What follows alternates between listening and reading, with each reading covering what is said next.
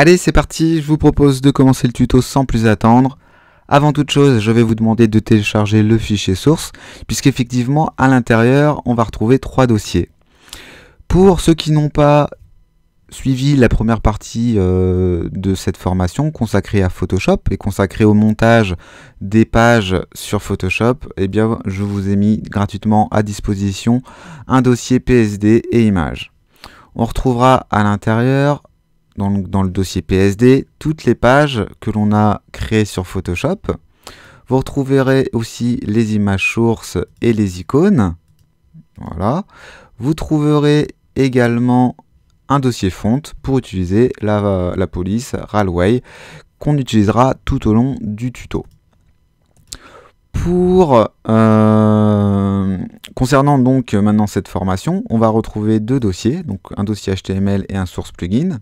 Dans le dossier source plugin, on va retrouver 3 dossiers qui vont nous servir à créer le filtre de notre portfolio, notre image, donc notre image slider de la page d'accueil et notre carrousel client. On retrouvera aussi un fichier source élément. À l'intérieur, je vous ai tout simplement mentionné tous les liens pour récupérer par exemple les plugins, bien que vous les avez directement dans le dossier source, mais au cas où, je vous ai quand même rajouté les liens.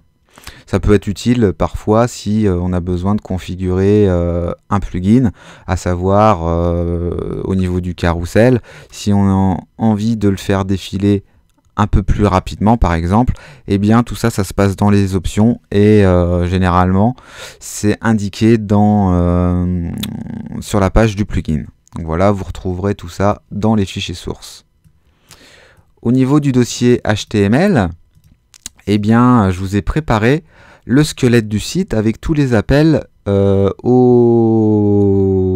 fichier CSS et au fichier JS.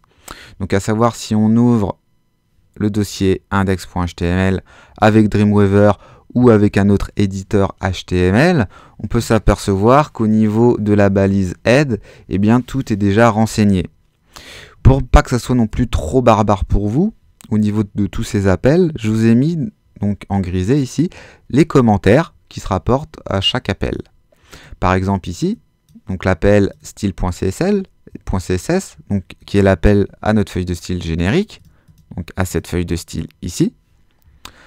Le normalize.css qui correspond tout simplement à une réinitialisation des valeurs à 0 de toutes les des propriétés CSS, donc de toutes les valeurs génériques.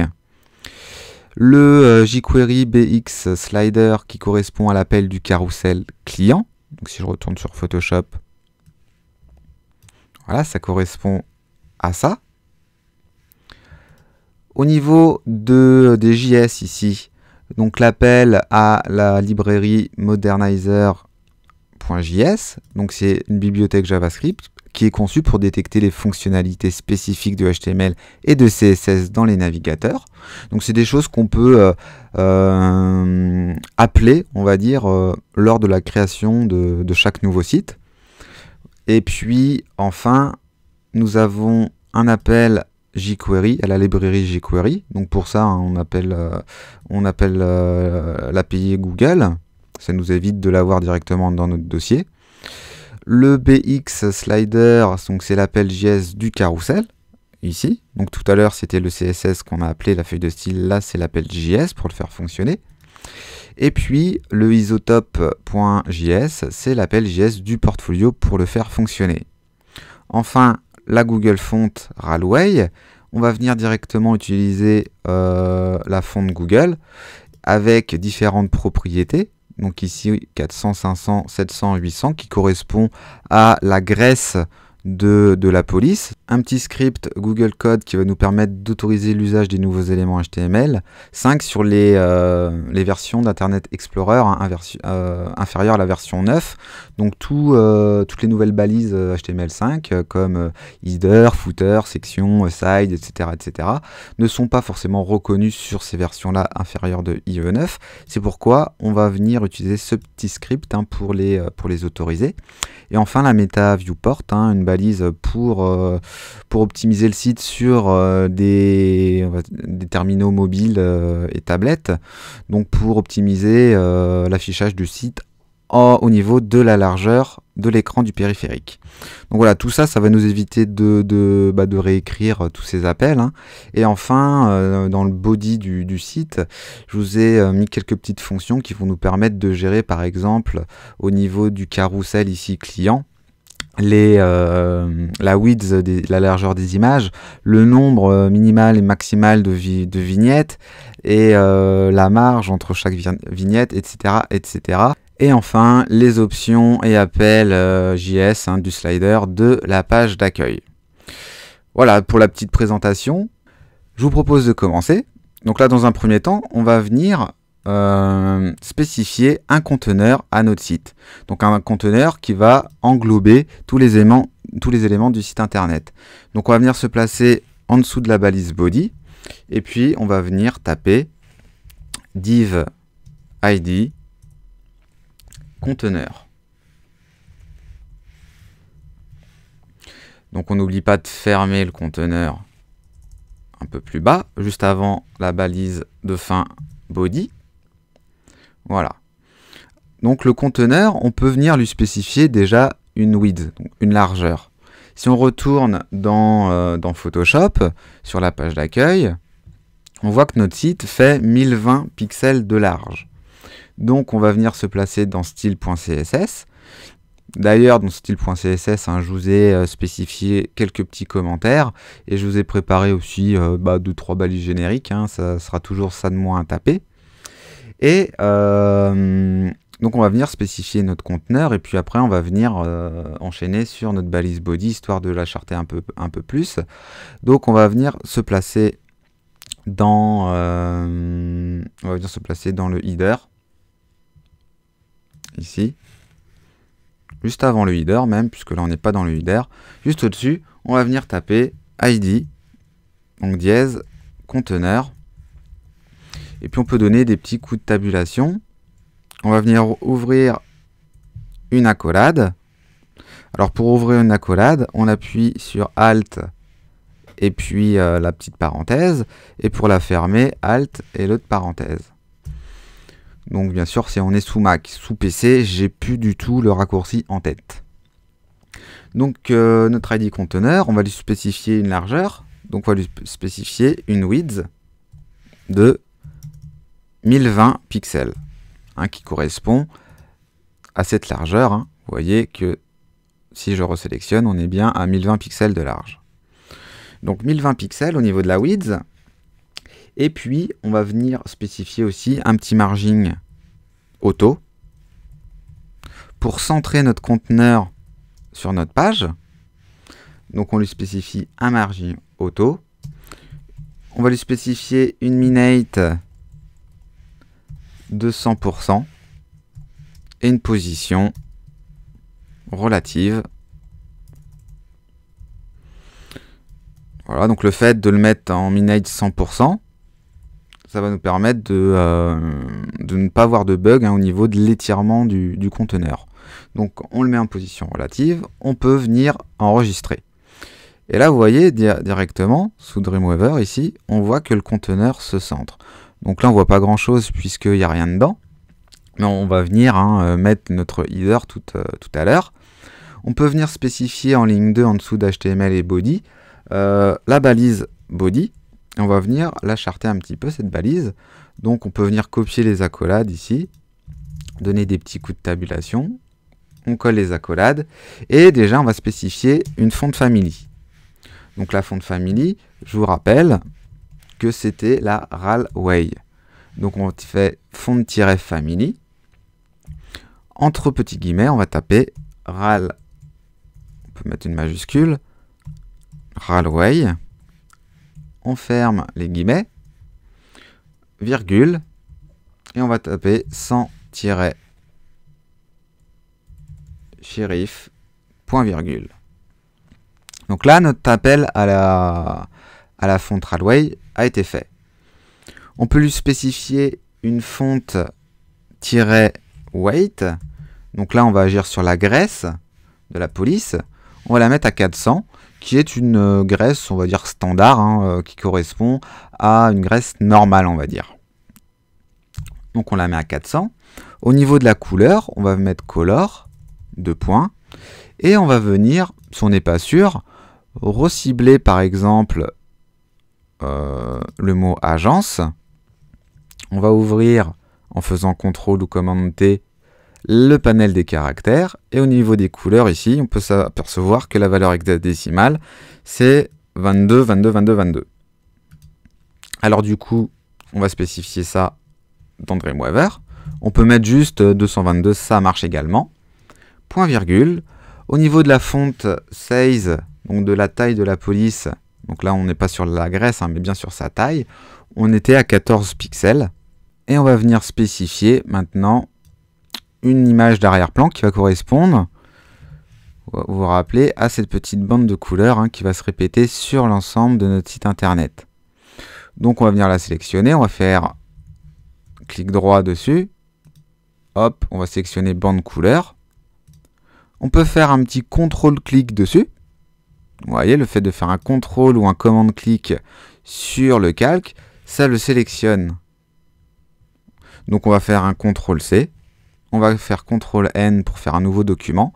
Et le fait d'avoir fait CTRL-C ou commande-C, ça a directement, vous voyez, pris en compte la largeur et la hauteur de notre calque. Ici, vous voyez. Et on fait OK. On peut faire commande V ou CTRL V pour coller. On va venir l'enregistrer. Donc on va venir cliquer sur Fichier, enregistrer pour le web. On va pouvoir se mettre en PNG, puisque là, vous voyez, on est en JPEG à 100%. Alors, au niveau de la taille, on est à 1,446K. Si on se met en PNG 24, eh bien, on se retrouve à 330 octets. On n'est même pas en kilo-octets, on est en octets. Donc, autant prendre le format PNG, qui est du coup beaucoup plus optimisé au niveau du poids. On va cliquer sur Enregistrer, et on va venir l'enregistrer dans notre dossier source, dans notre dossier image, et on va l'appeler bande-couleur.png. Et on enregistre. Du coup, au niveau du body, on va pouvoir venir l'appeler. Donc on va cliquer sur background, on va se positionner juste après plutôt point virgule, et on va taper background, URL. On va ouvrir une parenthèse, on va la fermer, et à l'intérieur, on va venir spécifier le dossier image, puisque notre bande de couleurs se trouve dans le dossier image, et on va venir du coup l'appeler bande-couleur.png. On peut enregistrer, on regarde ce que ça donne là si voilà, on clique n'importe où dans notre document, ou même si on fait, donc si on clique sur la petite terre aperçue dans Google Chrome par exemple. Donc là, on l'a bien répété sur l'ensemble de notre site internet. Nous, ce qu'on veut, c'est juste le répéter horizontalement et pas verticalement. Donc du coup, juste après la parenthèse, on va venir spécifier repeat-x. Voilà, pour le répéter horizontalement. Si on retourne sous Chrome et qu'on actualise, parfait, elle se répète bien sur l'ensemble de notre site internet, peu importe la taille de la fenêtre. Donc jusque là, c'est bien. On peut aussi spécifier un petit padding, donc une petite marge, puisque si on retourne, donc ça on peut quitter, si on retourne, vous voyez dans notre maquette, on a bien une hauteur ici de 5 pixels.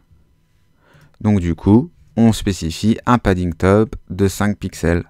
Comme ça, on va bien commencer donc le début de notre site internet à 5 pixels du haut, donc ici. Voilà. Donc maintenant, on va pouvoir s'attaquer au header du site. Donc le header du site correspond à toute cette partie.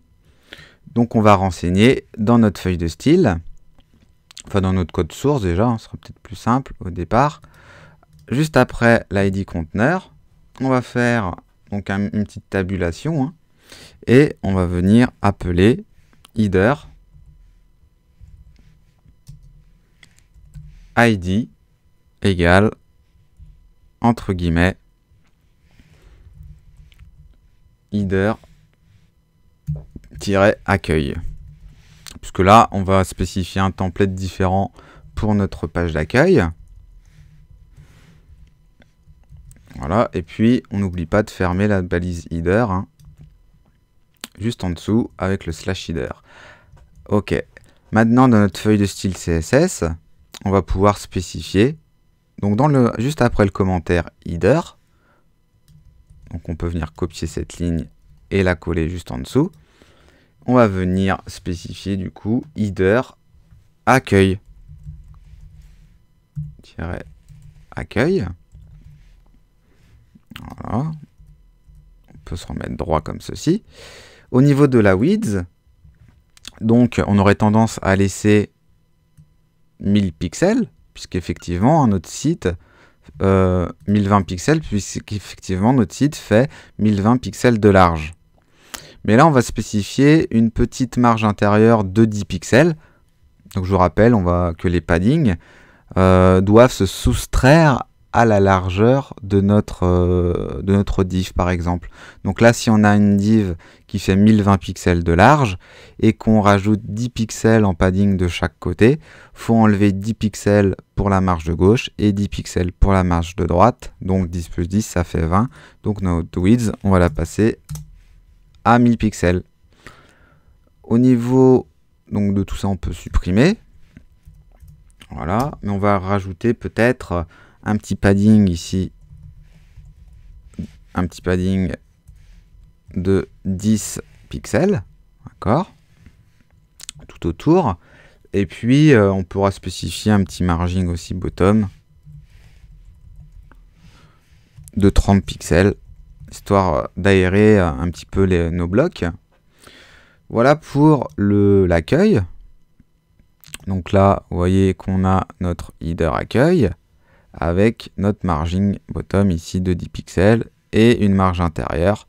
Là, vous allez peut-être mieux comprendre, hein, de 10 pixels. C'est pour ça qu'on soustrait bien les 10 pixels ici et les 10 pixels ici à la width de départ qui est 1020. Ok, alors maintenant, on va pouvoir créer un autre ID qu'on va appeler header top et qui va comprendre bien tout simplement notre barre de recherche ici et nos icônes des réseaux sociaux. Donc là vous voyez que on est à 80 pixels de haut, mais on va soustraire les 5 pixels, hein, de la bande colorée, donc on va spécifier une hauteur de 80 pixels. Donc juste à la suite, ça on peut venir copier et coller. On va venir taper header top. Et dans header top, on va venir lui spécifier une width donc de 1000 pixels et une height de 80 pixels. Donc height 80 pixels.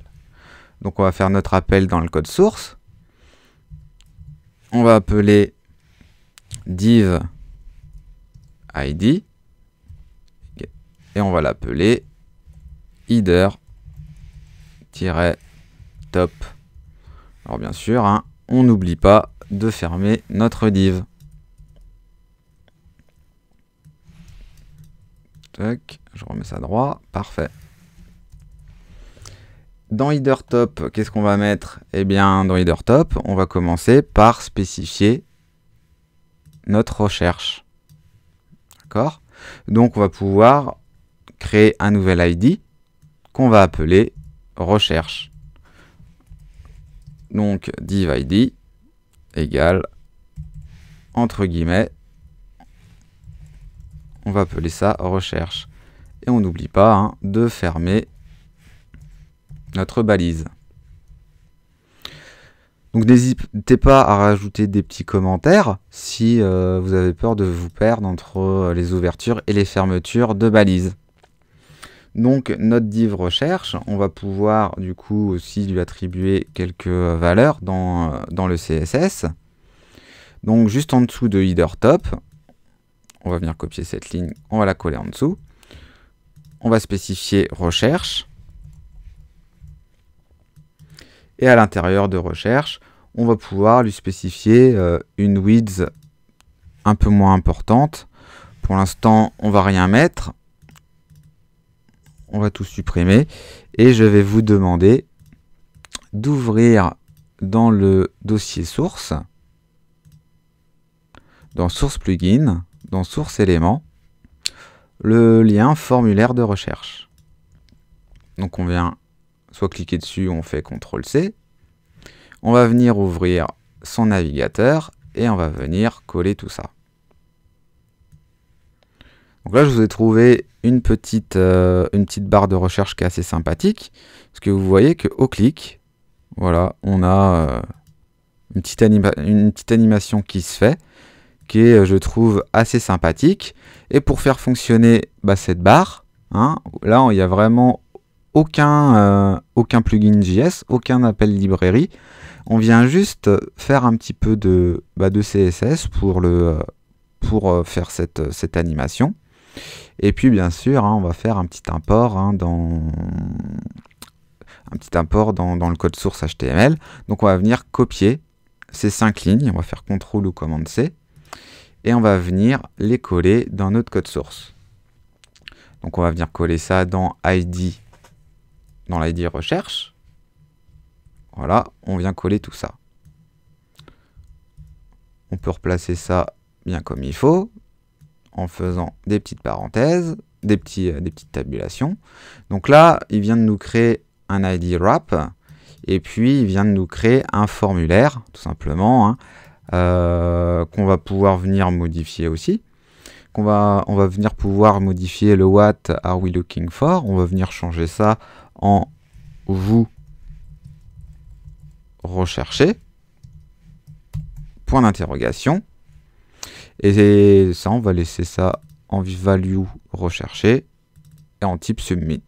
On peut enregistrer. Et du coup, là, si on ouvre Chrome et qu'on actualise, donc là, on voit qu'on a un bouton standard, hein, recherché. C'est normal puisqu'on n'a pas encore spécifié le CSS.